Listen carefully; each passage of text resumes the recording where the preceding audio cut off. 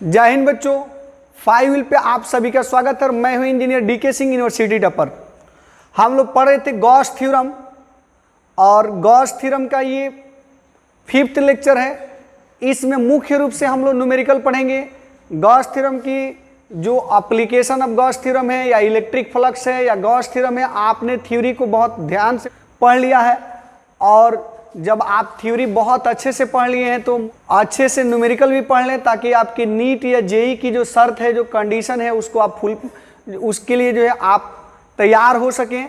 और आज की जो क्वेश्चंस होगी मुख्य रूप से जो है यानी बेसिक क्वेश्चन से लेकर एडवांस लेवल तक की क्वेश्चन होगी और बहुत शानदार होने वाला है आज का लेक्चर। आप जुड़े रहेंगे शुरू से लास्ट तक ले। और जिन बच्चों को थोड़ी बहुत प्रॉब्लम होगी, मैं आपसे बोलूँगा कि अगर आपको इस न्यूमेरिकल्स में प्रॉब्लम फेस होती है, इसका मतलब ये है कि आपको इसके पिछले लेक्चर्स को देखने की ज़रूरत है। तो आप लेक्चर नंबर 1 से लेक्चर नंबर 4 तक अगर आप इसको 0 से देखते हैं तो ये क्वेश्चन बहुत आसानी से समझ में आ जाएंगे। हालांकि काफ़ी बेसिक क्वेश्चन रखा गया है। तो चलिए हम लोग अपने टॉपिक्स। तो ये फर्स्ट क्वेश्चन आपके स्क्रीन पर है, आप ध्यान देंगे। फर्स्ट क्वेश्चन आपके स्क्रीन पर है। देखिए, कर कि an electric dipole is placed at the centre of A sphere, यानी किसी स्फीयर के सेंटर पे एक इलेक्ट्रिक डाइपोल है। करेंगे find the electric flux passing through the sphere. आप समझेंगे बात को।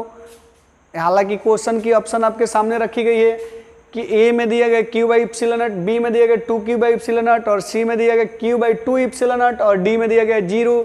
आप यूं समझेंगे कि एक स्फीयर है, यानी कोई बंद बॉडी है और इस स्फीयर के अंदर एक इलेक्ट्रिक डाइपोल रखी गई है। पॉइंट चार्ज नहीं बल्कि डाइपोल रखी गई है। और आप जानते हो कि डाइपोल में 2 चार्ज होते हैं, दोनों चार्ज एक दूसरे के इक्वल और अपोजिट होते हैं और स्मॉल डिस्टेंस से सेपरेटेड होते हैं। तो सपोज करो बच्चों, एक इलेक्ट्रिक डाइपोल है जो कि किसी स्फीयर के अंदर है, तो आपको बताना इससे कितना फ्लक्स होगा। आप जल्दी से कमेंट करके आंसर दे सकते हो। बहुत शानदार क्वेश्चन है, काफ़ी इजी भी है और ये क्वेश्चन कई कॉम्पिटिटिव एग्जामों में रिपीट भी हो चुका है। तो आप जल्दी से जो है इसको कमेंट करके आंसर दोगे। बहुत सही, क्या लाजवाब जवाब है आप सभी का। मजा आ गया आंसर देख करके। गुड। हम लोग पढ़े थे बाबू मेरे कि किसी भी बंद बॉडी से जो फ्लक्स होती है उस फ्लक्स का वैल्यू होता है Q in by epsilon not, Q in by epsilon not. और Q इन यहाँ देखें तो प्लस Q और माइनस Q, प्लस Q और minus Q by epsilon not. तो यहाँ टोटल चार्ज हो गया 0 बाई इप्सिलॉन नॉट। बोले तो आंसर 0 हो जाएगा। मीन्स आंसर 0 होने का मीनिंग है कि आपके लिए ऑप्शन नंबर डी जो है एकदम बेस्ट आंसर है। शानदार क्वेश्चन का जवाब आप लोगों का। पहले ही क्वेश्चन से मजा आने लगा है आपको भी और मेरे को भी। तो चलिए हम लोग अगले टॉपिक्स पे चलते हैं। अगले जो है इन क्वेश्चन को देखते हैं ध्यान से। आप देखिए और पढ़िए इसको, क्वेश्चन को पहले ध्यान से पढ़िए। कह रहा क्या कि मार्क द करेक्ट ऑप्शन। आपको इसमें करेक्ट ऑप्शन सेलेक्ट करना है। आप इसको देखिए, ये बहुत अच्छी कंसेप्ट है। आपको करेक्ट ऑप्शन सेलेक्ट करना है। आप भाषा की वजह से बिल्कुल नहीं डरें, बहुत ज़्यादा लैंग्वेज नहीं है, बहुत छोटी छोटी बातें हैं। मैं प्रयास करके सबकी जो है नहीं एकदम अपने भाषा में लाने की कोशिश करता हूँ। आप ध्यान देंगे। कर कि Gauss's law is valid only for symmetric charge distribution. ये कह रहा है कि गॉसेस लॉ जो है केवल सिमेट्रिक चार्ज डिस्ट्रीब्यूशन के लिए वैलिड होता है, यानी कि जहां चार्ज बिल्कुल यूनिफॉर्म डिस्ट्रीब्यूटेड होगी गॉसेस लॉ वहीं पे अप्लीकेबल होगा, केवल वहीं पे अप्लीकेबल होगा। क्या ये बात सत्य है? आप खुद के अंदर से सोचिए। अभी तक आपने देखा था कि किसी भी बॉडी के अंदर जो चार्ज होती है, अगर किसी भी जगह पर हो, जैसे कोई बॉडी है तो चार्ज यहाँ भी हो सकता है, यहाँ भी हो सकता है, यहाँ भी हो सकता है कि यहीं पे ज़्यादा हो, इधर कम भी चार्ज हो, तभी भी गॉस लॉ उसके लिए अप्लीकेबल है। ये कहना गलत है कि केवल सिमेट्रिक चार्ज बॉडी के लिए है। ऐसा नहीं है। गॉस लॉ जो है असिमेट्रिक चार्ज के लिए भी है। मतलब अगर डिस्ट्रीब्यूशन ऑफ चार्ज जो है नॉन यूनिफॉर्म भी हो तभी भी गॉस लॉ अप्लीकेबल हो सकता है। तो ये फर्स्ट ऑप्शन जो है, यानी आप देखिए ये कह रहा है Gauss's law is valid only for symmetric distribution of charge. ये बात सही नहीं हो सकती है। क्योंकि वो तो असिमेट्रिक के लिए भी सही हो सकता है, वो तो नॉन यूनिफॉर्म के लिए भी गॉसेस लॉ वैलिड होता है। अगर यूनिफॉर्म में तभी भी गॉसेस लॉ वैलिड होगा, नॉन यूनिफॉर्म में तभी भी वैलिड होगा। ये ओनली लगा दिया है, इसलिए आप इस ऑप्शन नंबर 1 को जो है जरूर इनकरेक्ट समझोगे। ये करेक्ट हो नहीं सकता, क्योंकि ओनली अगर नहीं होता तो सोचा जा सकता था। कह रहा है कि the electric field calculated by Gauss law is the field due to the charge inside the Gaussian surface. कह रहा है कि गॉस लॉ के में जो इलेक्ट्रिक फील्ड कैलकुलेट की जाती है वह केवल गॉसियन सरफेस के अंदर जो चार्ज होगी उसी की वजह से कैलकुलेट की जाती है। क्या ये बात सही है? किसी पॉइंट पर जो इलेक्ट्रिक फील्ड होगी, किसी पॉइंट पर जो इलेक्ट्रिक फील्ड होगी वह गॉसियन सरफेस के अंदर रखे गए केवल अंदर के चार्ज के कारण ही इलेक्ट्रिक फील्ड कैलकुलेट होगी। बाहर अगर कोई चार्ज है तो उसके कारण इलेक्ट्रिक फील्ड कैलकुलेट नहीं होगी। क्या ये बात सही है? आप एक बार यस और नो में बताओ। पहले इसको समझो। मान लो कि एक बंद बॉडी है, ये एक चार्ज यहाँ पर है, एक चार्ज यहाँ पर है, एक चार्ज यहाँ पर, एक चार्ज यहाँ पर है, एक चार्ज यहाँ पर भी है। मान लो बच्चों एक पॉइंट यहाँ पर है, ये मान लो पॉइंट P है, ये चार्ज Q1 है, ये Q2 है, ये Q3 है, ये Q4 है, ये Q5 है। यूँ भी मान लो कि कोई चार्ज यहाँ भी है, कोई चार्ज यहाँ भी है, कोई चार्ज यहाँ भी है। ये मान लो Q6 है, ये Q7 है और ये Q8 है। सोच लो बच्चों और बताओ इस पॉइंट पर इलेक्ट्रिक फील्ड क्या होगी? क्या जो गॉसियन सरफेस के अंदर चार्ज है उसी के कारण इलेक्ट्रिक फील्ड होगी, कि जो बाहर चार्ज है उसके कारण भी इलेक्ट्रिक फील्ड होगी? तो मैं आपको बता दूं बाबू मेरे, यहां आप इस वर्ड को ध्यान से देखेंगे, इलेक्ट्रिक फील्ड की बात कर रहा है, न कि इलेक्ट्रिक फ्लक्स की बात कर रहा है। तो आप जानते हो कि इलेक्ट्रिक फील्ड जो होती है वो ईच चार्ज पार्टिकल के कारण, इसके कारण भी इलेक्ट्रिक फील्ड यहाँ हो सकती है, इसके कारण भी हो सकती है, इसके कारण भी हो सकती है, इसके कारण भी हो सकती है, इसके कारण भी हो सकती है, इसके कारण भी हो सकती है, इसके कारण भी हो सकती है और इसके कारण भी हो सकती है। जो उसका सुपरपोजिशन होगा, यानी जो वेक्टर के रूल्स हैं, ईच चार्ज पार्टिकल के कारण वहाँ इलेक्ट्रिक फील्ड होगी। हाँ, लेकिन अगर बात करता है इलेक्ट्रिक फ्लक्स की, तो गॉसियन सरफेस के अंदर जो चार्ज है उसी के कारण फ्लक्स मिलता है, जो बाहर चार्ज है उसके कारण फ्लक्स का वैल्यू 0 मिलता है कि नहीं? बोलो, है कि नहीं? ये बात, ये कॉन्सेप्ट तुम सीखो कि नहीं, कि किसी भी बंद बॉडी के अंदर जो चार्ज है उसी चार्ज के कारण फ्लक्स मिलता है, बाहर वाले चार्ज के कारण फ्लक्स 0 मिलता है। बट इलेक्ट्रिक फील्ड तो किसी भी चार्ज के कारण हो सकता है, इलेक्ट्रिक फील्ड तो बाहर वाले चार्ज के कारण भी हो सकता है। फ्लक्स की बात करते तब ना हम लोग बात करते हैं। तो ये भी आंसर सही नहीं है, क्योंकि इसने इलेक्ट्रिक फील्ड की बात कर दी है। अगर फ्लक्स की बात करता तो ये बात सही था। ठीक है, फिर चलो बच्चों यहाँ ध्यान दो। कर the electric flux of the electric field through a close surface due to all the charges is equal to the flux due to the charges enclosed by the surface. अब इस पर विचार करो। अगर तुम ऑप्शन नंबर बी को गलत मान देते हो तो ऑप्शन नंबर सी तुमको बहुत कुछ बता दिया होगा। अगर ऑप्शन नंबर बी समझ गए होगे तो सोच लो। कह रहा है कि the flux of the electric field through a close surface due to all the charges is equal to flux due to charges enclosed by the surface. सोच लो, किसी भी बंद बॉडी से क्लोज बॉडी से जो टोटल फ्लक्स होती है उस बॉडी के अंदर के टोटल चार्ज के कारण फ्लक्स होती है, यानी केवल अंदर के चार्ज के कारण ही फ्लक्स होती है। और ये चीज़ें जो है आप देख सकते हो कि ये बहुत करेक्ट ऑप्शन है, यानी यही चीज़ें गॉस का थ्योरम था, यही चीज़ें लगभग गॉस का थ्योरम था। बिल्कुल गॉस के थ्योरम में आपने यही सीखा था कि किसी भी बंद बॉडी से जो फ्लक्स होती है उस बॉडी के अंदर रखे गए टोटल चार्ज के कारण फ्लक्स होती है, बाहर वाले चार्ज के कारण कोई फ्लक्स नहीं मिलता, डेट मीन्स 0 फ्लक्स मिलता है। नेक्स्ट देखो, कह रहे कि Gauss's law is valid only for charges placed in vacuum. ये कह रहा है कि गॉसेस लॉ जो होता है केवल उसी चार्ज के लिए वैलिड होता है जो हवा में हो, निर्वात में, वैक्यूम में हो। ऐसा भी कुछ नहीं है बच्चों। अगर चार्ज पार्टिकल मान लो कि कोई बंद बॉडी के अंदर, सॉलिड बॉडी के अंदर है, तो इस कंडीशन में भी फ्लक्स मिलेगा। और फाई की जो वैल्यू होगी, ये फाई की जो वैल्यू होगी Q in by epsilon not into epsilon R भी हो सकता है।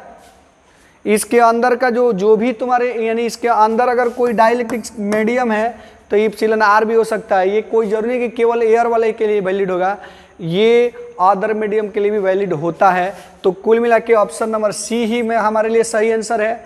आप देख लो, हमको तो लगता है कि आप लोगों की ये सारी बातें एकदम स्पष्ट समझ में आ गई होगी। आप देख लो, ये क्वेश्चन भी बहुत ज़बरदस्त क्वेश्चन है और ये क्वेश्चन बहुत अच्छे एग्जामों में कई बार रिपीट किया जा चुका है। अच्छे एग्जाम का मीनिंग आप समझ सकते हो कि यहाँ जेईई या नीट से ही लिया जाता है।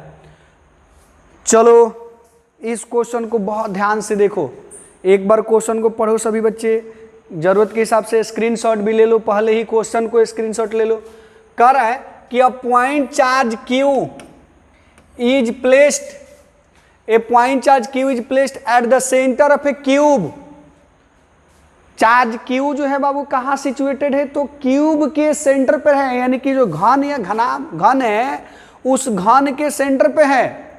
कह रहा है क्या कि at the centre of a cube of edge, कितना इसका जो साइड का लेंथ है ए है, क्यूब की जो एज है यानी एज है दैट मींस किनारा जो है वो ए है। कह रहा है find the electric flux coming out from the shaded region on its face.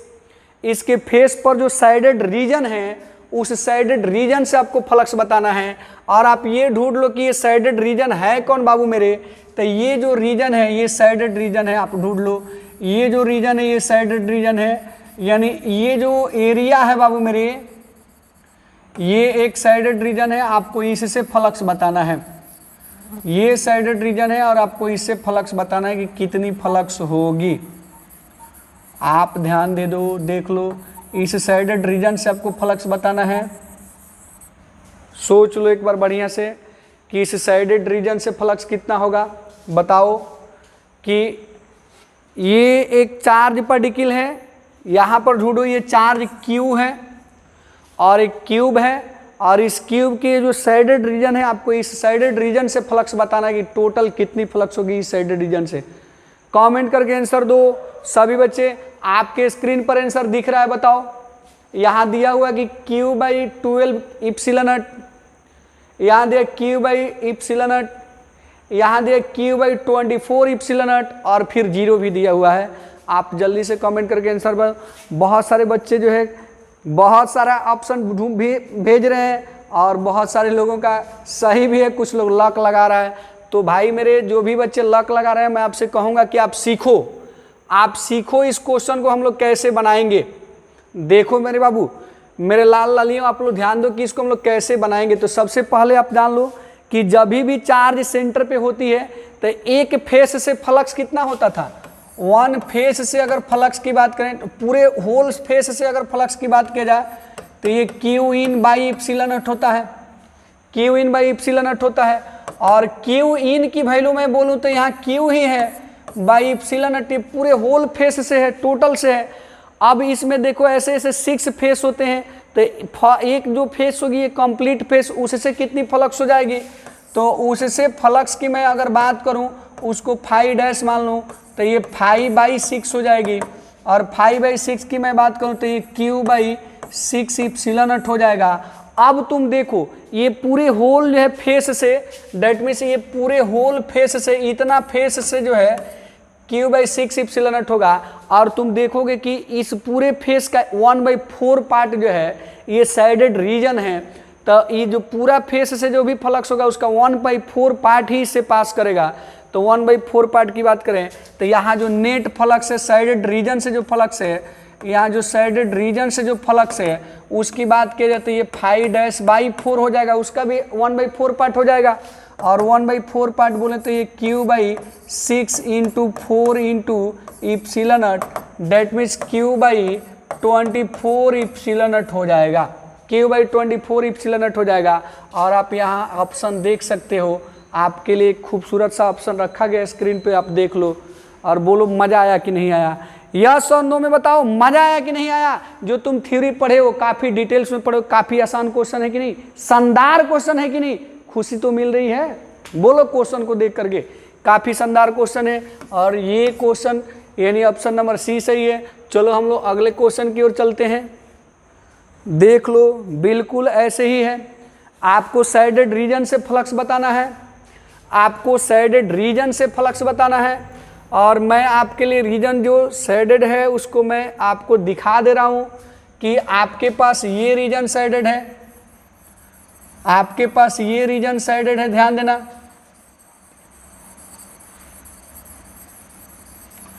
आपके पास ये रीजन साइडेड है और फिर एक ये भी रीजन साइडेड है, देख लो ध्यान से देखो क्वेश्चन। अब स्क्रीनशॉट भी ले लिया करो क्वेश्चन का स्टोरेज होना जरूरी है, या तो कॉपी में बना लो बाबू मेरे। देख लो कितना शानदार क्वेश्चन है। एक क्यूब है जिसके सेंटर पे चार्ज है और इसके इर्द जो है यानी एक एज जो है इसका वैल्यू ए है, और चार्ज की जो वैल्यू ये क्यू है, सेंटर पे जो चार्ज है उसकी वैल्यू क्यू है, और तुमको साइडेड रीजन से फ्लक्स बताना है। देख लो एक ये पोर्शन को मैंने साइडेड कर दिया और फिर इस पोर्शन को मैंने साइडेड कर दिया, और आपको फ्लक्स बताना है कि इस साइडेड रीजन से फ्लक्स कितना होगा। जल्दी से कमेंट करके आंसर बताओ। ऑप्शन तुमको दिख रहा है, इससे पहले क्वेश्चन तुम बना चुके हो, जस्ट बिल्कुल उसी के पैरेलल क्वेश्चन है, ये एकदम सिमिलर क्वेश्चन है। तुम जल्दी से जल्दी कमेंट करके आंसर दो। देखो बाबू मेरे, अगर इससे जो है 1/24 इप्सिलॉन था तो इससे भी तो 1/24 होगा, और फ्लक्स का एडिशन हो जाएगा, डेट मीन्स 1/24 प्लस 1/24 बोले तो 1/12 हो जाएगा।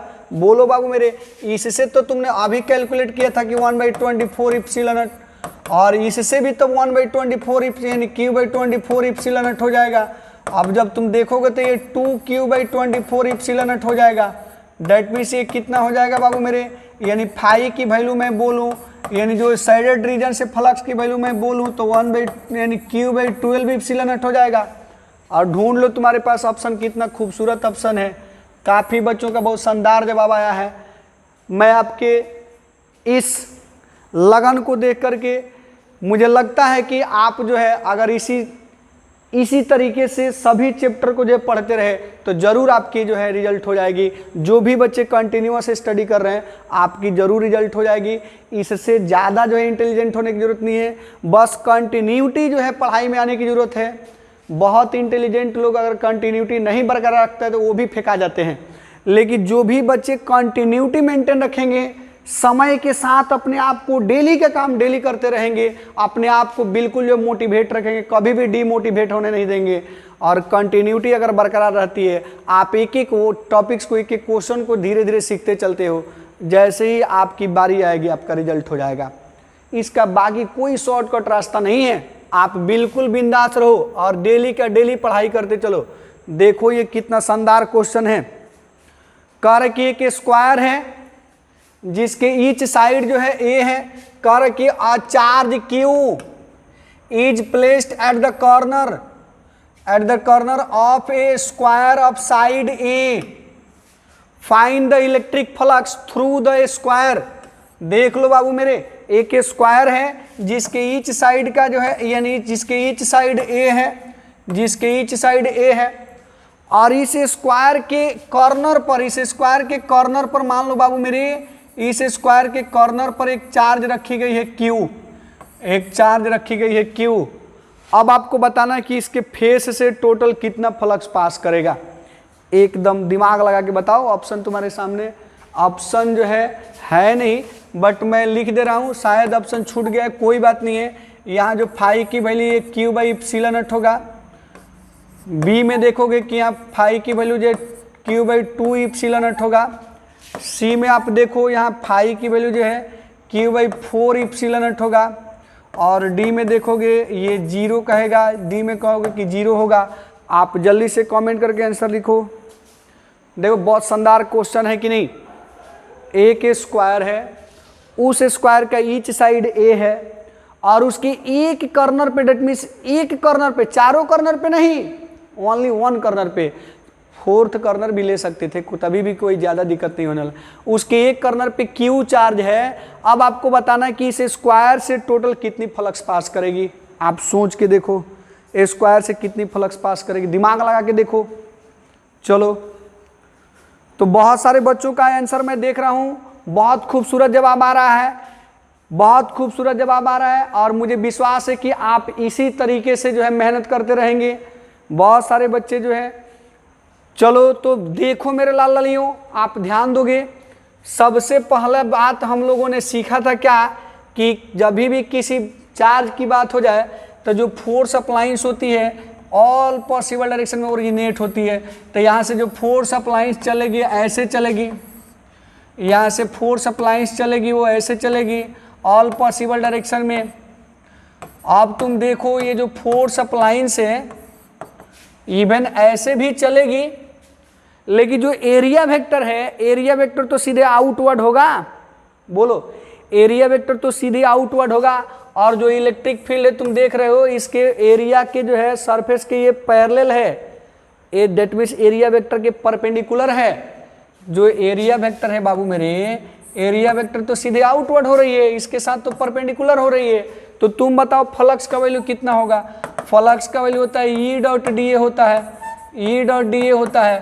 तुम यहाँ देखोगे बाबू मेरे, तो जो ई है और डी ए है उसके बीच की एंगल कितनी डिग्री है, ई और डी ए के बीच की एंगल 90 डिग्री है। और जब 90 डिग्री है तो जीरो हो जाए कि नहीं बताओ। तो इस एरिया जो भी इस पॉइंट से फोर्स अप्लाइंस ओरिजिनेट होगा, कोई भी तो फोर्स अप्लाइंस ऐसे नहीं होगा, एरिया वेक्टर के डायरेक्शन में नहीं होगा, सब तो एरिया वेक्टर के प्लेन उसी प्लेन में होंगे। और जो अगर पॉइंट चार्ज से इधर होंगे वो एरिया को टच नहीं करेंगे। कोई अगर फोर्स अप्लाइंस यहाँ होता भी है तो वो तो कर्नर से बाहर ही होगा, लगभग एरिया को टच नहीं करेगा। इसलिए एरिया से जो गुजरने वाली फ्लक्स होगी वो तो जीरो हो जाएगी, एरिया से कोई फ्लक्स नहीं गुजरेगी। डेट मीन्स आपके लिए ऑप्शन नंबर डी बहुत बेस्ट आंसर है, यानी सुटेबल आंसर है ऑप्शन नंबर डी। आप ये देख लो, बिल्कुल उसी के जैसा है क्वेश्चन और तुमको आंसर भी बिल्कुल उसी के जैसा देना है। तुम पहले क्वेश्चन पढ़ो, मैं ऑप्शन लिखता हूँ। यहाँ कह रहा है कि क्यू बाई इप्सिलॉन नॉट, ये बी में कह रहा है कि क्यू बाई 2 इप्सिलॉन नॉट, सी में कह रहा है 0 और डी में कह रहा है बाबू मेरे, डी में कह रहा है कि क्यू बाई 6 इप्सिलॉन नॉट। सोच के बताओ। कह रहा है कि एक सर्कुलर रिंग है, एक सर्कुलर रिंग है और इसके पेरीफेरी बोले, इसके पेरीफेरी बोले तो इसके जो सरकमफेरेंस के किसी पॉइंट पर, इसके पेरीफेरी बोले तो सरकमफेरेंस के किसी पॉइंट पर चार्ज रखी गई है क्यू। तुम देख लो, कर a charge q is placed at the periphery of a circle, find the flux, find the flux through the, find the flux through the circle, find the flux through the circle आपको देखना है, यानी इस circle से आपको flux बताना है कितना होगा। ऑप्शन आपके सामने पड़ा हुआ है, जल्दी से कमेंट करके आंसर बताओगे। कि पेरीफेरी बोले तो इसके सरकमफेरेंस पर एक सर्किल है, इस सर्किल के सरकमफेरेंस पर एक चार्ज क्यू है। अब आपको बताना है कि इस सर्किल से टोटल कितनी फ्लक्स जाएगी। बहुत शानदार आंसर आप सभी का, दिल खुश हो जाता है आपके आंसर को देख करके, मजा आ जाता है। तो सभी बच्चे जो हैं बहुत ही बेहतरीन आंसर लिख रहे हैं, बहुत ही बेहतरीन आंसर लिख रहे हैं। आप पढ़ाई पे कंसंट्रेशन इसी तरह से बना के रखो। देखिए छोटी छोटी क्वेश्चन से कॉन्सेप्ट बनती है। कोई आदमी एक दिन में विद्वान नहीं हो सकता है, एक दिन में धनवान हो सकता है कि करोड़पति में जाए और दिनों एक ही दिन में करोड़पति जो है जीत जाए गेम। तो धनवान हो सकता है, लेकिन विद्वान होने के यही तरीके हैं कि आपको धीरे धीरे धीरे धीरे जो है एक एक क्वेश्चन से अपनी विद्वता के लेवल को बढ़ानी पड़ेगी। और यदि आप समय रहते हुए इस चीज़ को समझ गए, धीरे धीरे कंटिन्यूटी बरकरार रखे, तो आपकी जो सिलेबस है अगर उसकी जो है मैक्सिमम ज्ञान आपके पास आ जाती है, 80 to 90% अगर बातें आपके दिमाग में, ब्रेन में भर जाती है, तो फिर आपका रिजल्ट भी हो जाएगा। हिंदुस्तान का जो है लगभग सभी एग्जाम जो होता है मैक्सिमम 80 to 90% रिजल्ट अगर जो है आप लाते हो, स्कोर करते हो, तो हर जगह आपके लिए जो है सीट पक्की है। तो आप ये नहीं देखो कि भीड़ कितनी है, आप ये देखो कि आपका जो सिलेबस है उसमें आप ये स्कोर कितना करते हो। अगर आप 80 to 90% क्वेश्चन बना सकते हो तो फिर आपके लिए सीट पक्का है। तो आप अपनी सिलेबस के टॉपिक्स को देखो, उस टॉपिक्स पे कमांड करो कि इससे रिलेटेड कोई भी क्वेश्चन मेरे से कभी भी पूछ दे, मैं बना दूंगा, बस हो गया रिजल्ट। कोई नया ट्रिक टेक्निक नहीं है, कहीं अलग से समझने की जरूरत नहीं है। आपके सिलेबस की टॉपिक्स को देखना है, टॉपिक्स से भटक के इधर उधर नहीं जाना है, उसके सराउंडिंग को समझना है, उसके इर्द गिर्द की सारी बातों को समझ लेना है, उससे रिलेटेड सारे क्वेश्चन मिल जाएंगे आपको, सारे क्वेश्चन आपसे पकड़ा जाएंगे। और जब उस टॉपिक्स के क्वेश्चन पकड़ाने लगेंगे, इस तरह से आपके सिलेबस की जो है टॉपिक्स सर्टेन होती है, फिक्स होती है। जब आप कुछ बच्चे जो होते हैं सोचते हैं यार कंपटीशन तो बहुत भारी होता है, देश में बड़ी आबादी है, कितना लोग कैसे क्वालिफाई करेगा। यार इतना सोचने की जरूरत क्या है, तुम कुछ ना सोचो, तुमको अगर नीट का एग्जाम देना है तो नीट की सिलेबस को देख लो, रख लो अपने पास में, बड़ा सा थोड़ा सा जूम करके जो है यानी उसको फोटोकॉपी करवा लो और अपने घर के जो दीवार पे चिपका लो, जहाँ तुम्हारी स्टडी टेबल है फ्रंट पे, एक एक पॉइंट को सिलेक्ट करो कि ये टॉपिक्स हमारे सिलेबस में है, इसको मेरे को पढ़ लेना है, ये टॉपिक्स मेरे सिलेबस में, इसको पढ़ लेना। उस टॉपिक्स पे तुम अपना कमांड बनाते जाओ, कमांड बनाते जाओ, डेली 5-7 टॉपिक जो सभी पेपर के देखते जाओ, देखते जाओ, देखते जाओ। हो सकता है कि 1 साल के अंदर तुम्हारी पूरी टॉपिक्स कंप्लीट हो जाएगी, तब तुम एग्जाम में बैठो, देखो तुम्हारा रिजल्ट कैसे नहीं होता है। इससे ज़्यादा दिमाग लगाने की जरूरत नहीं है, कहीं ये नहीं सोचना कि कंपटीशन कितना भारी है कितना हल्का, ऐसे कुछ नहीं होता है। बस तुम टॉपिक सिलेक्ट करो, उस पर कमांड करो, रिजल्ट तुम्हारा ही होगा। और उसी के क्रम में हम लोग जो है तुम्हारे हेल्प के लिए खड़े हैं यहाँ पे, ये 5 व्हील टीम जो है आपके साथ खड़ी है। अगर तुम टॉपिक्स को चुन सकते हो तो बहुत अच्छा है, नहीं तो मैं खुद से चुन के तुमको दे रहा हूँ, तुम इसको कमांड करते चलो, मैं टॉपिक्स ही तो पढ़ा रहा हूँ। तो चलो बच्चों देखो, यहाँ पर भी अगर मैं चार्ज रख देता हूँ बाबू मेरे, यहाँ पर भी अगर मैं चार्ज रख देता हूँ तो इससे जो भी फोर्स अप्लाइंस पास होंगी, आपको पता है कि ये फोर्स अप्लाइंस इसके प्लेन के पैरेलल होगी, इसके प्लेन के पैरेलल होगी। और यदि परपेंडिकुलर भी होगी तो एरिया के अंदर से नहीं गुजरेगी, एरिया के बाहर ही रहेगी, या एरिया पर यानी उसके जो इज पर किनारे पर रहेगी। तो जब भी फ्लक्स की बात आती है तो फ्लक्स वैसा लिया जाता है जो एरिया से पास करे। यानी यहाँ देखो तो force appliance that means electric field, intensity और एरिया वेक्टर के बीच की एंगल कितनी है बाबू मेरे, एरिया वेक्टर ऐसे है तो इसके बीच की एंगल कितनी है, एरिया वेक्टर अगर मान लो जैसे मैं ये तुमको सर्किल ले लूँ और इस पेरीफेरी पर रख दूँ तो इसका एरिया वेक्टर इधर होगा, और जो भी फ्लक्स होगी यानी फोर्स अप्लाइंस होगी इसके सरफेस पे होगी, जो भी फोर्स अप्लाइंस होगी इसके सरफेस पे होगी, तो इसके बीच का एंगल तो 90 डिग्री रहेगा ना। तो फाई कितनी हो जाएगी, फाई कितनी हो जाएगी, तो ई डॉट ए कह लो, यानी ई डॉट ए कह लो, और ई और ए के बीच की एंगल कितनी बाबू मेरे 90 डिग्री हो जाएगी। और जब बात 90 डिग्री आती है तो फ्लक्स तो 0 ही होना है, मीन्स यहाँ पर भी हमारे लिए ऑप्शन नंबर सी सही है। चलो फिर हम लोग आगे बढ़ते हैं, बहुत सारे बच्चों का बहुत बेहतरीन आंसर आया था। चलो ये क्वेश्चन देखो, बहुत शानदार क्वेश्चन है, क्वेश्चन पहले पढ़ो। करेंगे find the flux through the given hemisphere. एक अर्धगोला दिया गया है बाबू मेरे, एक अर्धगोला दिया गया है और तुमको यहाँ फ्लक्स बताना है। इसके सेंटर पे एक चार्ज है Q, मान लो हमने कैपिटल Q रख दिया है, इसके सेंटर पे एक हेमीस्फीयर है मीन्स अर्धगोला है, और तुमको इससे फ्लक्स बताना है। फ्लक्स की जो वैल्यू ये कहता है कि Q बाई एप्सिलॉन नॉट, दूसरा कहता है कि Q बाई 2 एप्सिलॉन नॉट, तीसरा कहता है कि Q by 3 epsilon not, sorry Q by 3 epsilon not है ये, ध्यान देना, और चौथा कहता है कि Q बाई 4 एप्सिलॉन नॉट, या चौथा को हम लोग 0 रख लेते हैं, चौथे को हम लोग 0 रख लेते हैं बाबू मेरे। तो बताओ तुम जल्दी से कमेंट करके आंसर बताओ कि इसको हम लोग 0 रख लेते हैं तो कौन सा ऑप्शन सही होगा। देखो एक हेमीस्फीयर है और इस हेमीस्फीयर के सेंटर पर जो एक Q चार्ज रखी गई है, तुमको बताना है कि इस हेमीस्फीयर से टोटल कितनी फ्लक्स पास करेगी। तुमको बताना है कि इस हेमीस्फीयर बोले तो अर्धगोला, यानी इस हेमीस्फीयर से टोटल कितनी फ्लक्स पास करेगी। तुम्हारे पास ऑप्शन भरा हुआ है, तुम देख लो। बहुत सारे बच्चों का काफ़ी शानदार आंसर आ रहा है, बहुत सारे बच्चे जो 0 की तरफ भी जा रहे हैं। कोई बात नहीं है, कोई बात नहीं है, आप सीख लो। यहाँ पे सोचो, अगर मैं इसको क्या करूँ, इसको मैं सोच करके एक सोचो कि हम मैं इस स्फीयर को थोड़ा सा ऐसे आगे बढ़ा देता हूँ तो ये कंप्लीट स्फीयर हुआ कि नहीं बताओ। अगर ये कंप्लीट स्फीयर तो ये चार्ज उसके सेंटर पे है कि नहीं, और किसी भी कंप्लीट स्फीयर से जो फ्लक्स होती है वो Q बाई एप्सिलॉन नॉट होती है, यानी कि Q in by epsilon not, तो इसके टोटल स्फीयर के अंदर की चार्ज Q है। अब बताओ, तो जब ये चार्ज सेंटर पे होगा तो आधी फ्लक्स ऊपर वाले से जाएगी, आधी फ्लक्स नीचे वाले से जाएगी, बट नीचे वाला तो है ही नहीं, नीचे वाला तो है ही नहीं। तो ऊपर वाले से कितनी फ्लक्स होगी, जो टोटल फ्लक्स होगी उसका हाफ ही पार्ट तो होगा ना। तो यहाँ जो रिजल्टेंट फ्लक्स होगा, यहाँ जो रिक्वायर्ड फ्लक्स होगा, कह लो एक तरह से रिक्वायर्ड फ्लक्स जो होगा वो हाफ ही होगा ना इससे, बोलो।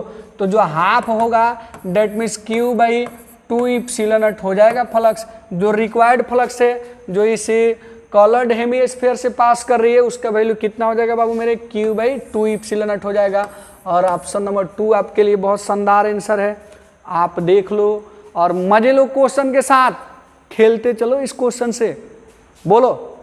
बिल्कुल फुटबॉल खेलने से ज़्यादा मजा आएगा, आजकल के बच्चे तो क्रिकेट खेलते हैं, क्रिकेट खेलने से शानदार मजा आएगा अगर ये क्वेश्चन का आंसर तुम जुबानी देना शुरू कर दोगे तो देखते देखते क्वेश्चन के आंसर आने लगते हैं। चलो बढ़ते हैं अगले क्वेश्चन की ओर, चलो बढ़ते हैं अगले क्वेश्चन की ओर। और इस क्वेश्चन को देखो, स्क्रीनशॉट ले लो, फिर हम लोग आगे बढ़ते हैं।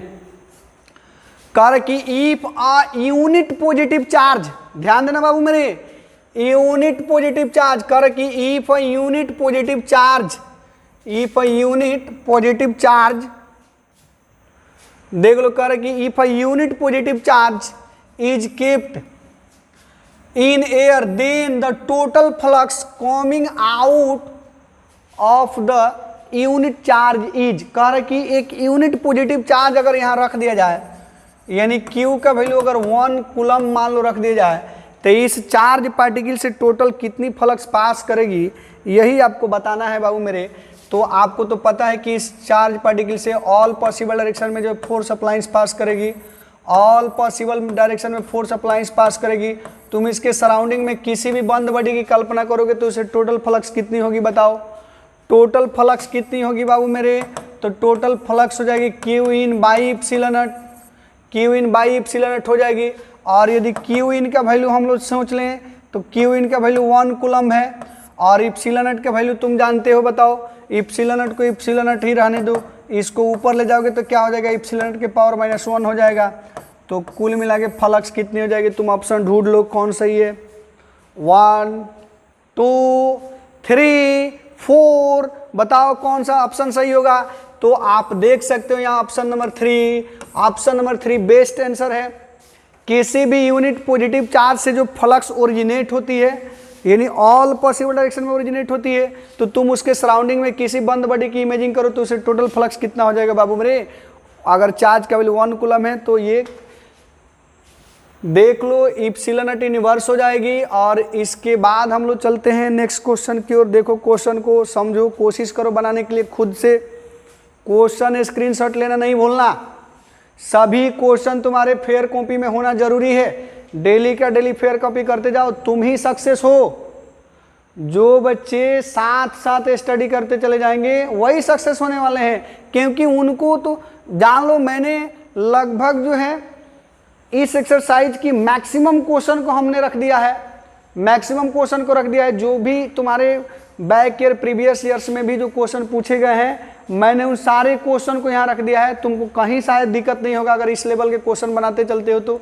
एक लेक्चर और हो सकती है गॉस थ्योरम में, तो तुम बस जुड़े रहो, साथ साथ चलते रहो। देखो बाबू मेरे, करेंगे what is the value of electric flux on a plane of area 1 meter square, plane area 1 meter square on which an electric field of 2 volt per meter crosses with an angle of 30 degree. देख लो कितना शानदार तुम्हारे पास जो है question है। यहाँ area दिया है, देख लो 1 मीटर स्क्वायर पर मीटर, इलेक्ट्रिक फील्ड दिया 2 वोल्ट पर मीटर, और फिर यहाँ थीटा देख लो दिया 30 डिग्री, थीटा देख लो 30 डिग्री। और बताओ कितना होगा, तुम आसानी से बताओगे। फाई इक्वल टू कितना होता है, phi equal to E A cos theta, phi equal to E A cos theta. अब चलो तुम ई का वैल्यू भर दो, कितना बाबू मेरे 2, ए का वैल्यू 1, और कॉस थीटा बोले तो कॉस 30 डिग्री, कॉस थीटा बोले तो कॉस 30 डिग्री। अब बताओ कॉस 30 डिग्री की वैल्यू कितनी होती है, सॉरी करो, what is the value of electric flux phi on a plane of area इतना on which an electric field of 2 volt crosses with an angle of इतना degree. ध्यान देना बाबू मेरे, यहाँ जो एरिया है थोड़ा सा ध्यान देने की जरूरत है। इसमें एंगल जो है आपकी, ये मान लो एरिया है, और ये मान लो एरिया वेक्टर जो है, ये एरिया वेक्टर है, और जो इलेक्ट्रिक फील्ड है बाबू मेरे, जो इलेक्ट्रिक फील्ड इससे पास कर रही है, जो इलेक्ट्रिक फील्ड इससे पास कर रही है, आप ध्यान देंगे, जो इलेक्ट्रिक फील्ड इस एरिया से पास कर रही है वो इस एरिया के साथ 30 डिग्री का एंगल बनाती है। ये एंगल 30 डिग्री है, तो एक्चुअली ये जो थीटा होगा हमारा वो 60 डिग्री का हो जाएगा। यहाँ जो थीटा होगा आपका 60 डिग्री हो जाएगा, क्योंकि वो प्लेन के साथ 30 डिग्री बना रही है, तो परपेंडिकुलर के साथ कितना हो जाएगा, 90 - 30 बोले तो ये 60 डिग्री हो जाएगा। तो आप यहाँ 60 डिग्री पुट करोगे, आप यहाँ 60 डिग्री पुट करोगे, तो ये देखो ये 2 इंटू बोले तो यहाँ 2 इंटू आप 60 के वैल्यू भी 2 रख सकते हो, ये 2 से 2 कैंसिल हो जाएगा, 1 हो जाएगा बाबू मेरे। ये 60 का भी वैल्यू 2 हो जाएगा और इसकी वैल्यू जो कि 1 हो जाएगी। और ये आप फ्लक्स का यूनिट जानते हो, या तो न्यूटन मीटर स्क्वायर पर कूलम या तो वोल्ट इंटू मीटर हो जाएगा। तो ये ऑप्शन नंबर 1 जो है बहुत शानदार ऑप्शन है। ऑप्शन नंबर 1 जो है बहुत शानदार ऑप्शन। देखो ये प्लेन के साथ 30 डिग्री के एंगल बनाती है, तो प्लेन के एरिया वेक्टर के साथ 60 डिग्री के एंगल हो जाएगी। इलेक्ट्रिक फील्ड प्लेन के साथ जो 30 डिग्री के एंगल बनाती है, तो एरिया वेक्टर के साथ 60 डिग्री के एंगल बनाएगी। और इस तरीके से आप देखो तो फ्लक्स का वैल्यू 1 वोल्ट पर मीटर हो जाएगा।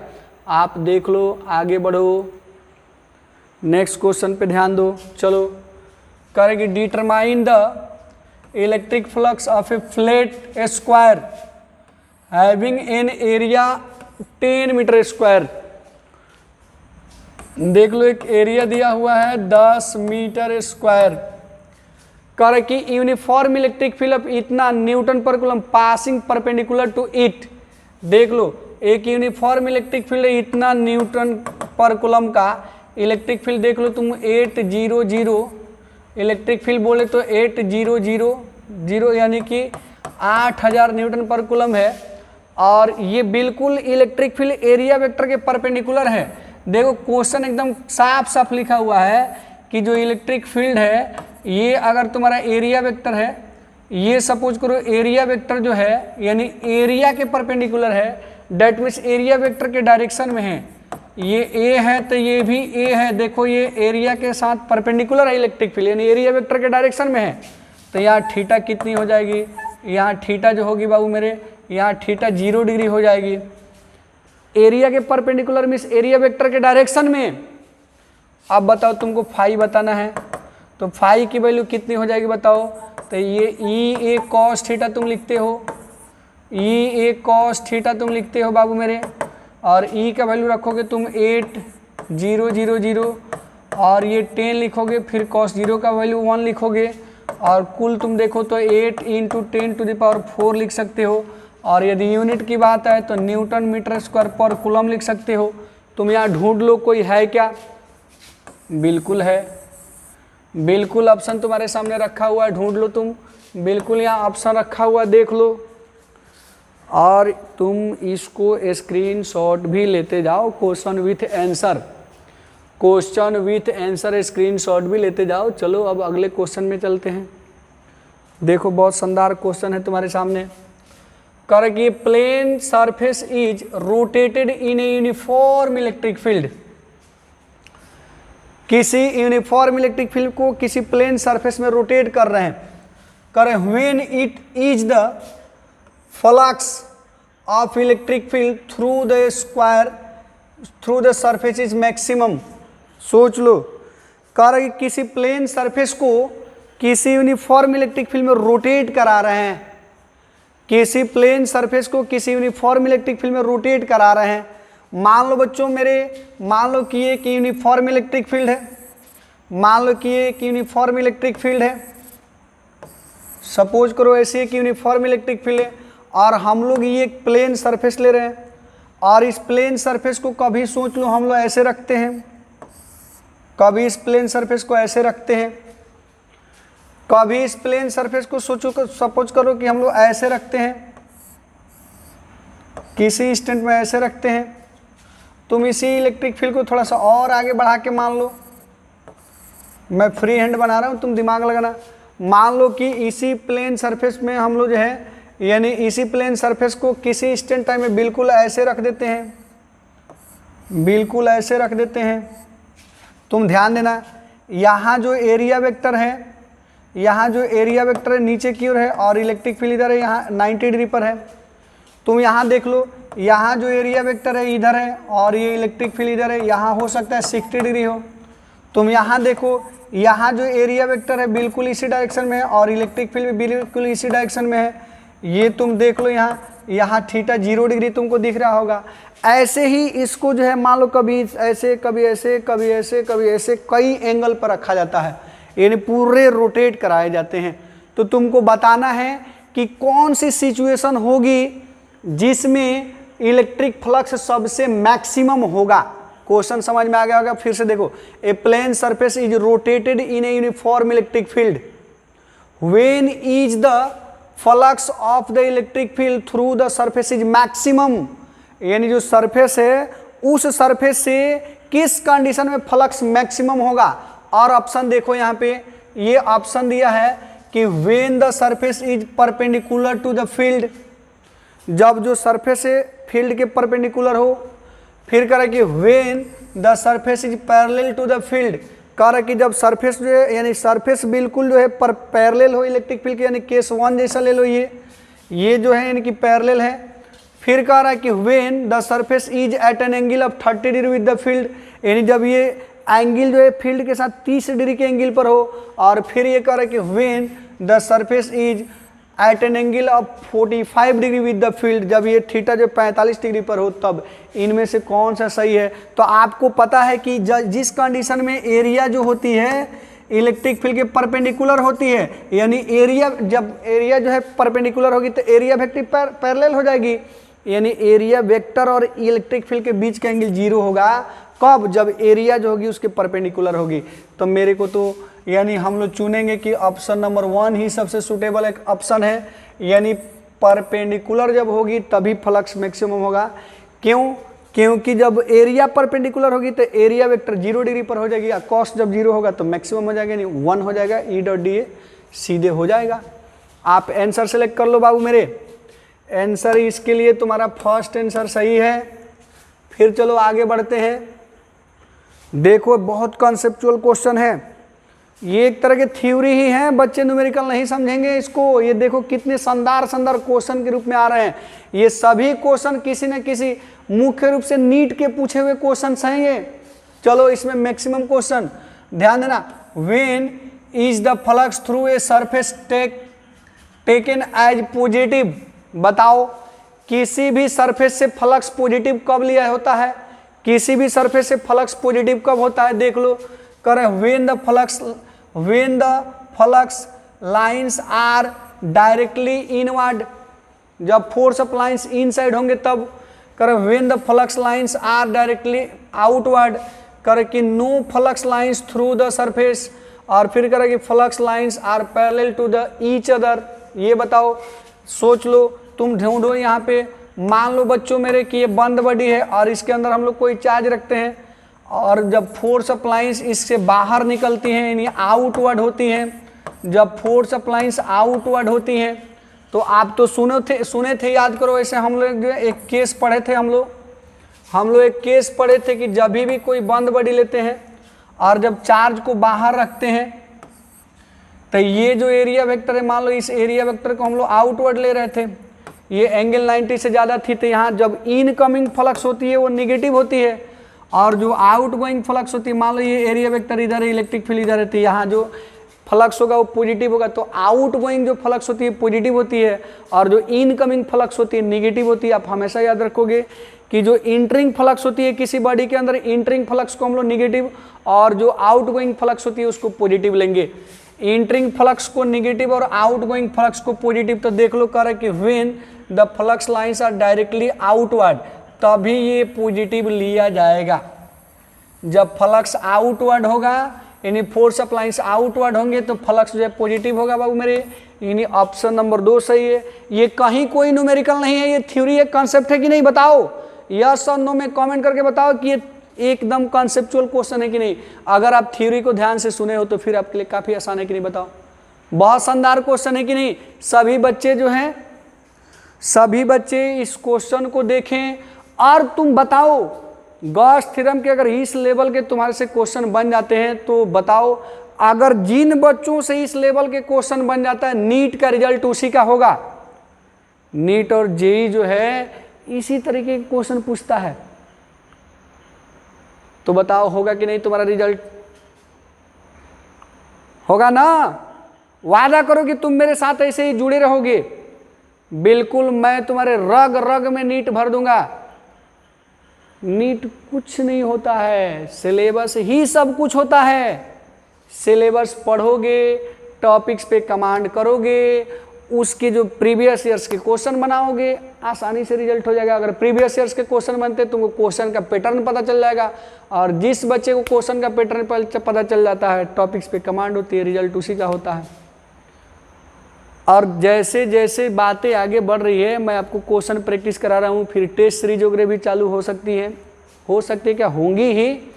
आप बिल्कुल पहले जो है अपनी सिलेबस पे पकड़ बनाने की कोशिश करो। मुख्य रूप से वैसे बच्चे जो 2022, 23, 24 में जो है नीट की एग्ज़ाम देंगे, उन बच्चों के लिए हम लोग 100% अपना जो है शुरू कर देंगे। 2021 वाले बच्चों के लिए जो है 2021 वाले बच्चों के लिए हम लोग अभी जो है फाउंडेशन मतलब स्टार्ट किए हैं। आप मेरे साथ फाउंडेशन के लिए जुड़ो, और फिर 2022 के बच्चों के लिए जो है टारगेटेड ये टॉपिक्स होगी। बिल्कुल आप पे 100% फोकस किया जाएगा। आपको बिल्कुल यहीं से अभी से मजबूत कर लेना है, अभी से मजबूत कर लेना है। जो बच्चे इस बार 12th में पीयर्स हो रहे हैं, उनकी जब नीट की एग्ज़ाम होगी तो हम लोग 100% आपके साथ रहेंगे। बिल्कुल आप हमारे साथ अभी से तालमेल मिला लें। बस यही तो शानदार क्वेश्चन है। कोई भी सक्सेस होने वाला व्यक्ति आपसे ज़्यादा जो है मजबूत नहीं होता है, उसके पास कुछ भी एक्स्ट्राऑर्डिनरी नहीं होता है, बस उसके पास एक प्लान एक्स्ट्रा होता है। वो सिस्टमेटिक तरीके से काम करते हैं, अपने टॉपिक्स पे कंसंट्रेशन बना के रखता है, अपने सिलेबस को पकड़ते जाता है, समय रहते हुए यानी कि सिलेबस को बार बार रिवीजन करते चला जाता है, उसकी रिजल्ट होती है। और जो भी व्यक्ति कमज़ोर से कमज़ोर, वैसे बच्चे जो 10th क्लास में कम भी स्कोरिंग किए हैं और इस पैटर्न को फॉलो करते हैं, उनका रिजल्ट हो जाएगा, उनका रिजल्ट हो जाएगा। जो सिस्टम को फॉलो करेंगे, कंटिन्यूटी को बरकरार रखेंगे, टॉपिक्स पे कमांड करेंगे, उनका रिजल्ट हो जाएगा। तो रिजल्ट आपका भी हो जाएगा। आप इस बात से बिल्कुल बिंदास रहो, रिजल्ट बिल्कुल कुछ नहीं होता, रिजल्ट आपका भी हो जाएगा। तो देखो मेरे बाबू, कह रहे कि the net charge through a close surface in given medium depends on बताओ, कह रहे कि the net charge through a close surface in A given medium depends on, यहां देखो साइज ऑफ द सरफेस, करेगी charge of the surface, the shape of the surface, area of the surface. कह कि the net charge through a close surface in A given medium depends on size of the surface, charge of the surface. बाबू मेरे यहाँ पे थोड़ी सी चीज़ें गलत हो गई हैं। आप नेट फ्लक्स लिखोगे, नेट फ्लक्स लिखोगे, नेट फ्लक्स लिखोगे, करे कि the net flux through a close surface in A given medium depends upon, यानी ये चार्ज नहीं होगा बल्कि फ्लक्स होगा। किसी भी क्लोज सरफेस से जो फ्लक्स पास करती है वह फ्लक्स किन बातों पर निर्भर करती है आपको बताना है। करेगी साइज ऑफ द सरफेस पर, यानी जो फ्लक्स होती है, आपने देखा क्या कि जो फ्लक्स होता है ये तो Q in by epsilon not होता है, यानी चाहे ये छोटी बड़ी हो इसके अंदर क्यू चार्ज हो, चाहे अब बहुत बड़ी बड़ी हो उसके अंदर क्यू चार्ज हो।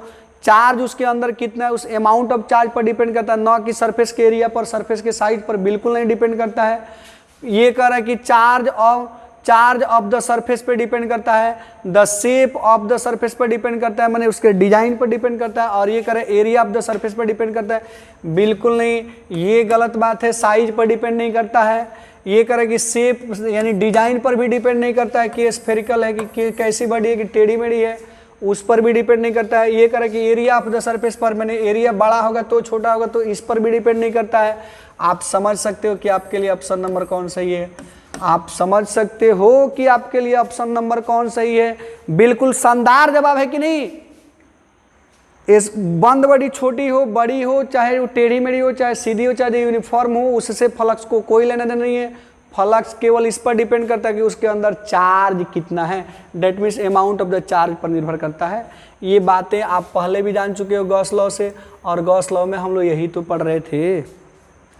चलो इस क्वेश्चन पे ध्यान दो, इस क्वेश्चन पे कंसंट्रेशन बनाओ, शानदार क्वेश्चन है। करे कि the electric flux through a cubical Gaussian surface enclosing net charge q is q by epsilon naught. ये तो गॉस थ्योरम है, तुम जानते हो, कह रहा है कि किसी भी गॉसियन सरफेस के अंदर अगर क्यू चार्ज रख दें तो उस पूरी क्यूबिकल गॉसियन सरफेस से जो फ्लक्स पास करती है उसका value Q by epsilon not है। करेंगे while the electric flux through one face of the cube. बताओ, तुम सोचो कितना शानदार क्वेश्चन है कि ये क्यूब है और बताओ इस क्यूब के यानी इस क्यूब से टोटल फ्लक्स जो पास करता है, इस क्यूब से टोटल फ्लक्स जो पास करता है, यानी उसके अंदर अगर Q charge small Q charge रख दें तो टोटल फ्लक्स कितना पास करता है बाबू मेरे, तो total flux Q by epsilon not pass करता है। अब आपको बताना है बाबू मेरे कि इसके एक फेस से कितना फ्लक्स पास करेगा, इसके एक फेस से कितना पास करेगा। तो देखो इसमें टोटल कितने फेस होते हैं, कमेंट करके आंसर दो। यानी टोटल फ्लक्स जो होगा यानी इसके वन फेस से जो पास करेगा फ्लक्स कितना हो जाएगा कि नहीं, यानी क्यू बाई 6 इप्सिलॉन नॉट होगा कि नहीं, बोलो, ढूंढ लो क्यू बाई 6 इप्सिलॉन नॉट। बोलो बाबू मेरे राजा, मेरे सुगा, मेरे तोता, बताओ कितना शानदार क्वेश्चन है। बताओ फ्यूचर के डॉक्टर्स एंड इंजीनियर्स, बताओ फ्यूचर डॉक्टर्स एंड इंजीनियर्स, तुम ढूंढो इसमें, देखो कि क्या ये क्वेश्चन शानदार है कि नहीं। क्या तुमको गॉस थ्योरम बहुत टफ लग रही है, मजा आ रहा है कि नहीं, बहुत मजा आ रहा है ना, तो फिर मजा आ रहा है तो हो गया रिजल्ट, इससे ज्यादा कुछ होता ही नहीं है। बस यही तो क्वेश्चंस हैं, ये सभी क्वेश्चन जो है। अब देखो इसका तो तुम लोग जरूर आंसर लिखोगे, तुमको बस फ्लक्स का डायमेंशन बता देना है। Correct the dimension of electric flux is, जल्दी से कमेंट करके आंसर दो, ढूंढो इलेक्ट्रिक फ्लक्स का डायमेंशन तुम बताओ, जल्दी से जल्दी इलेक्ट्रिक फ्लक्स का डायमेंशन बताओ जल्दी। चलो बहुत शानदार, बहुत शानदार। हम लोग फ्लक्स पढ़े थे कितना बाबू मेरे, हम लोग फ्लक्स पढ़े थे कितना, phi equal to E dot A या E D A cos theta, E D A cos theta. Electric field की बोले तो ये फोर्स अपॉन चार्ज, एरिया को एरिया ही रहने दो और कॉस थीटा की कोई डायमेंशन नहीं होती है। फोर्स बोले तो एम एल टी के पावर -2, चार्ज बोले तो आई टी या एल ए टी लिखोगे, ए ही लिख दो, ए और टी, ये ए एरिया है और ये ए जो है तुम्हारा एम्पियर है, इस एरिया का तुम एल स्क्वायर लिख दो। अरेंज कर दो इसको बाबू मेरे, ये एम रहने दो, ये एल क्यू हो जाएगा, टी ऊपर जाएगा तो टी के पावर -3 हो जाएगा, और फिर अब देखो ए ऊपर जाएगा तो ए के पावर -1 हो जाएगा। तुम मिला लो इसमें से कौन ऑप्शन तुम्हारे लिए बहुत सूटेबल दिख रहा है, ढूंढ लो, देख लो। एम एल के पावर 3, टी के पावर -3 और ए के पावर -1। अगर तुमको कोई ऑप्शन सूटेबल दिखता है तो वो है ऑप्शन नंबर 4। मैक्सिमम बच्चों का आंसर सही भी आया है, और वैसे बच्चे जो सही आंसर देते चले जा रहे हैं, बस बाबू मेरे आप इतना ही प्रयास करते रहो, आप गलत कमेंट में मत बचो। आपको टाइप करना है, लेकिन आंसर टाइप करना है, ना कि किसी से जो है लाइव चैट में अंताक्षरी खेलना है। बहुत सारे बच्चे जो हैं लाइव चैटिंग में ही एक दूसरे से अंताक्षरी खेलने लगते। यार पढ़ाई का वक्त है, पढ़ लो, पूरी जीवन तो वही करना है। जिस दिन तुम अच्छे कॉलेज में चले जाओगे तो कंधे में हाथ डाल के घूमते रहना ना, कौन मना करने जा रहा है, बोलो। लेकिन आज पढ़ाई कर लो, अभी पढ़ाई का वक्त है, आज थोड़ी सी सीरियस रहोगे, अच्छी रिजल्ट हो जाएगी, अच्छे कॉलेज में चले जाओगे, पूरी लाइफ मस्ती ही मस्ती तो है। और माता पिता तो हैं तुम्हारे उस काम के लिए, कहीं ना कहीं जोड़ी लगा ही देंगे, तो टेंशन काहे ले रहे हो। देखो कार्य की point charge q is placed, कार्य की point charge q is placed at the distance a/2 directly above the center of a square of side A कर the electric flux through the square is. बताओ इस question को तुम बना चुके हो, जल्दी से कमेंट करके आंसर दो, जल्दी से कमेंट करके आंसर दो। इस क्वेश्चन को तुम बना चुके हो। कह रहा है कि एक स्क्वायर है, एक स्क्वायर है मान लो बच्चों, और इसके ईच साइड का वैल्यू a है, और देखो इसके सेंटर से a/2 डिस्टेंस पर मान लो ये x का वैल्यू जो है a/2 है, a/2 डिस्टेंस पर एक चार्ज है q। कितना चार्ज है बाबू मेरे? q चार्ज है, यहाँ पे देख लो q चार्ज है। अब तुमको बताना है कि इस एरिया से कुल कितनी फ्लक्स होगी, यानी जो स्क्वायर है इस स्क्वायर से कुल कितनी फ्लक्स पास करेगी तुमको बताना है। ढूंढ लो, बोलो। ये एनसीईआरटी की क्वेश्चन हम लोग पढ़े थे कि नहीं एग्जाम्पल में? बिल्कुल वही क्वेश्चन है। जब भी इस टाइप के क्वेश्चन आए तुम कम से कम दिमाग लगाओ, एक क्यूब की इमेजिंग करो, एक इमेजिंग करो किसी न किसी क्यूब की। आप देखो अगर एक क्यूब की इमेजिंग करते हो, कल्पना करते हो कि एक क्यूब है, तो इस क्यूब के लिए तुम क्या करोगे बताओ?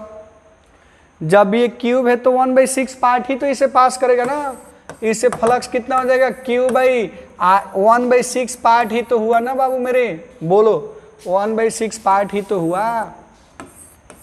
ये तो तुम पढ़ चुके हो, काफी बच्चों का शानदार आंसर है, बहुत मजा आ रहा है ना।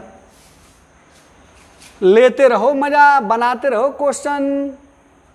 और आज की कहानी यहीं पे समाप्त होती है, फिर हम लोग मिलेंगे अगले लेक्चर में। बस एक लेक्चर और हो सकती है आपके कूलम यानी गॉस थ्योरम की, उसके बाद हम लोग चलेंगे कैपेसिटर में, यानी कैपेसिटर और कैपेसिटी में। बिल्कुल शानदार क्वेश्चन है। और 11th वाले बच्चों का भी आप लोग सभी लोग इंफॉर्मेशन दे देंगे। 11th वाले बच्चों के लिए भी बहुत जल्द जो है सिलेबस शुरू होने जा रही है। आप बोलें सभी बच्चे जो जुड़ करके चैनल से जुड़ जाएं अभी से, ताकि जैसे ही पहले केमिस्ट्री की शुरू होगी क्लास, केमिस्ट्री की क्लास 11th की शुरू होगी, उसके बाद फिर जो है बाकी सारे पेपर धीरे धीरे 2-4-10 दिन के अंदर शुरू हो जाएंगे। तो जो भी बच्चे 11th वाले हैं आप उनको इन्फॉर्मेशन दे देंगे। और मैं आपसे बार बार यही कहूँगा कि आप इन क्वेश्चन को रिपीट करते रहें, रिव्यू करते रहें, बार बार प्रैक्टिस करते रहें। रिजल्ट के लिए डरने की जरूरत नहीं है, हम है ना, पूरी हमारी टीम हमारे आपके साथ है। आप बस प्रैक्टिस करना शुरू कर दो, डेली के काम डेली करना शुरू कर दो, रिजल्ट हो जाएगा। तो हम लोग मिलते हैं नेक्स्ट लेक्चर में। जय हिंद।